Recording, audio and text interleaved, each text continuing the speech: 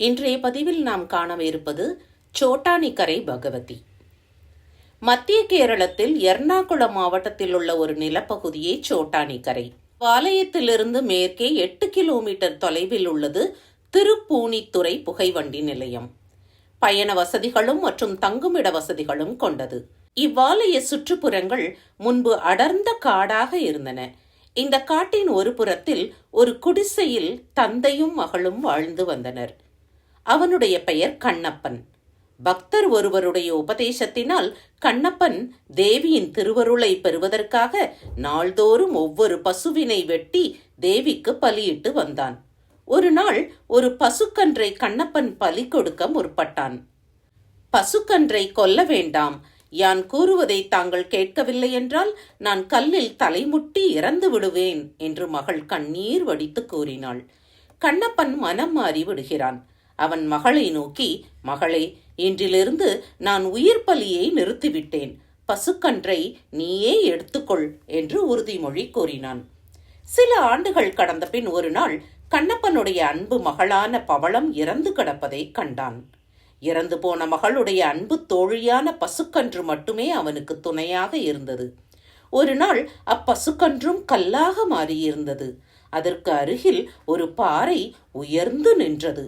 பராசர முனிவரும் வேடம் மாறி அங்கு வந்திருந்தார். முனிவர் கண்ணப்பனை நோக்கி, நீ மகா புண்ணியம் செய்தவன், உன்னுடைய பசுங்கன்று மகாலட்சுமியின் ஒரு அவதாரமாகும்.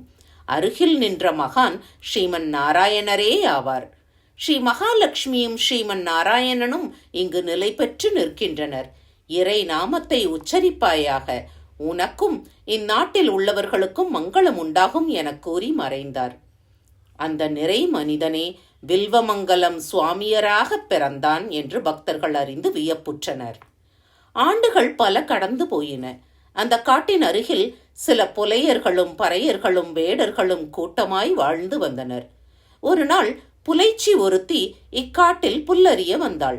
அறிவாள் கூர்மை இல்லாமல் இருந்தது. அருகில் இருந்த ஒரு பாறையில் அவள் அறிவாளை தேய்த்து கூர்மைப்படுத்தினாள். பாறையிலிருந்து ரத்தம் பீரிட்டு எழுந்தது. பக்தரும் பண்டிதருமான எடாட்டு நம்பூதிரியிடம் விவரத்தை அங்கு உள்ளோர் கூறினர். நன்கு ஆலோசித்து இந்த அதிசயமான விக்கிரகம் பற்றிய விவரத்தை அறிவதற்கு நம்பூதிரி முற்பட்டார். ஒரு தெய்வ குறிக்கேட்பு நடத்த வேண்டும் என்று முடிவு செய்தார். அதற்காக புகழ்பெற்ற காளிக்குளத்து சோதிடனை வரவழைத்தனர். லக்ஷ்மி, சரஸ்வதி, துர்க்கை என்னும் உணர்வு நிலைகளோடு ஓர் தேவி விளங்குகின்றாள். அவள் எல்லா பரிவாரங்களோடும் சேர்ந்து லலிதாம்பிகையாக இருக்கின்றாள். அவளே இங்கு சன்னிதானம் செய்கின்றாள் என்று சோதிடன் கூறினான். முதலாக தேவியின் திரு உருவத்தை கண்ட இடமே இப்பொழுதுள்ள பவளமல்லித்துறையாகும். இந்த சந்நிதி இன்றும் பக்தர்களின் ஆதரவை பெற்றுள்ளது. சிறப்பு பூஜைகளும் விழாக்களும் நம்பூதிரிகள் எல்லோரும் சேர்ந்தே செய்ய வேண்டும் என்று உறுதி கொண்டனர். இவ்வாறு அப்பகுதியில் அமைந்த ஒரு திருத்தலமே ஓர் அம்பிகை ஆலயமாக உருப்பெற்றது. இவ்வாறு சோட்டானிக்கரை தேவி ஆலயம் உருவாயிற்று. பராசக்தியும் உபதேவதைகளுமாக இங்கு பல தெய்வ திரு உருவங்கள் அமைந்துள்ளன. சிவகரனான நாராயணனோடு சேர்ந்திருக்கும் பராசக்திக்கே இங்கு முதன்மை தரப்பட்டுள்ளது. அத்தேவியின் திருவுருவம் சுயம்புவாகும் என்பதை அறிவோம். இக்கோவிலில் பிரம்மா, விஷ்ணு, சிவன், முருகன், கணபதி, சாஸ்தா என்னும் இறை திருவுருவங்கள் நிறுவப்பட்டுள்ளன. கோவில் சுற்றின் உள்ளே தென்மேற்கு மூலையில் கிழக்காக திரும்பி கபாலீஸ்வரனான சிவபெருமான் கோவில் கொண்டுள்ளார். சிவாலயத்தின் அருகில் தென்புறமாக கணபதிக்கும் அதிலிருந்து சிறிது தெற்கில் நாகராஜாவுக்கும் கோவில்கள் உள்ளன. அதற்கு தெற்கில் வெண்கல்லிலால் ஆன ஒரு சிலை இருக்கின்றது. அதன் கீழ்த்தரையில் முன்பு அறிவாளால் தேய்த்த புலைச்சி மற்றும் தேவியினால் கொல்லப்பட்ட அரக்கி, மூத்த தேவி ஆகியோருடைய சிலைகள் உள்ளன. கோவிலில் உள்ள நிவேத்தி மிச்சமே இங்கு நிவேதிக்கப்படுகின்றது. அப்பகுதியில் கிழக்கில் காணப்படுவது பவளமல்லித்துறை. இதுவே ஆலயத்தின் சந்நிதி. இதன் வடக்கில் மிகவும் பழமையான பலாமரம் ஒன்றுள்ளது. உரோமம் முளைத்து உள்ளனவோ என எண்ணம் கொள்ளும்படி கணக்கற்ற ஆணிகள் அறையப்பட்டுள்ளன. பேய் பிடித்தவர்கள் தாங்களாகவே அடித்து அறைந்துள்ள ஆணிகளே இவைகளாகும். வெள்ளைப்பட்டு கலைமகளுக்கும் சிவப்பு பட்டு காளி தேவிக்கும் நீலப்பட்டு துர்கா தேவிக்கும் விருப்பமுடையனவாகும். காலையில் சரஸ்வதி தேவியும் நண்பகலில் மகா காளியும் மாலையில் துர்கா தேவியும் இங்கு எழுந்து அருளுகின்றனர். பக்தர்களின் மனம், மொழி, செயல்களை எல்லாம் இவர்கள் தூய்மைப்படுத்துகின்றனர். சோட்டானிக்கரை அம்மையின் திருக்கோவிலில் மாசி மாதம் ரோஹிணி நாளில் கொடியேற்றுவார்கள். அன்றிலிருந்து 9 நாட்களும் தேவியின் ஆராட்டு நிகழ்ச்சி நடைபெறும். சோட்டானிக்கரை ஆலயத்திலோ திருவிழா நாட்களிலோ அங்குள்ள பக்தர்கள் தேவியை ஆராட்டுவிக்கின்றனர். அதனை தேவி மிகவும் விரும்பி ஏற்கின்றாள். ஒவ்வொரு சங்கத்தினரும் ஒவ்வொரு நாளைய சிறப்பு நிகழ்ச்சிகளையும் ஆராட்டு உட்பட எல்லாவற்றையும் நடத்தி வருகின்றனர். தொழுவதற்காக இவ்வாலயத்தில் பலர் வருகின்றனர்.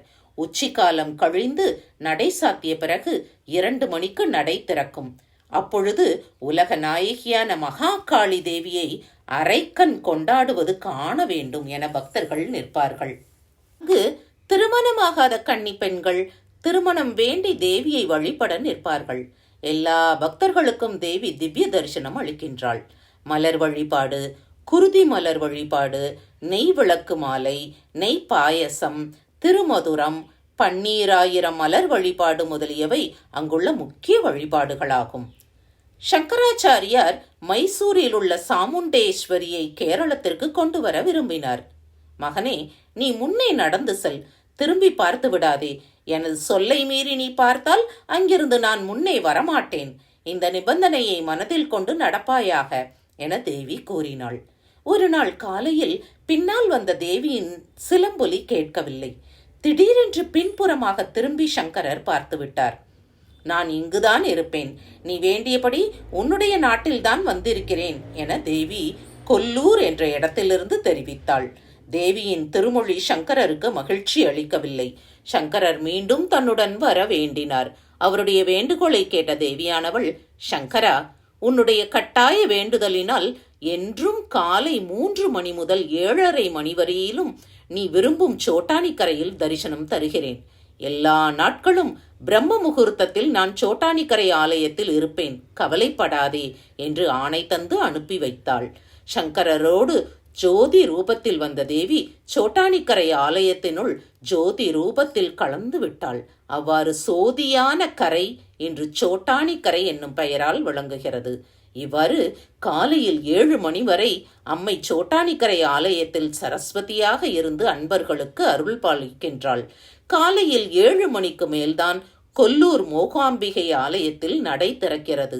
7:30 மணிக்கு மேல் அடுத்த பிரம்ம முகூர்த்தம் வரை சரஸ்வதி தேவி கொல்லூரில்தான் மூகாம்பிகையாக உறைந்திருக்கின்றாள். இது ஒரு சக்தி உபபீடமாகும்.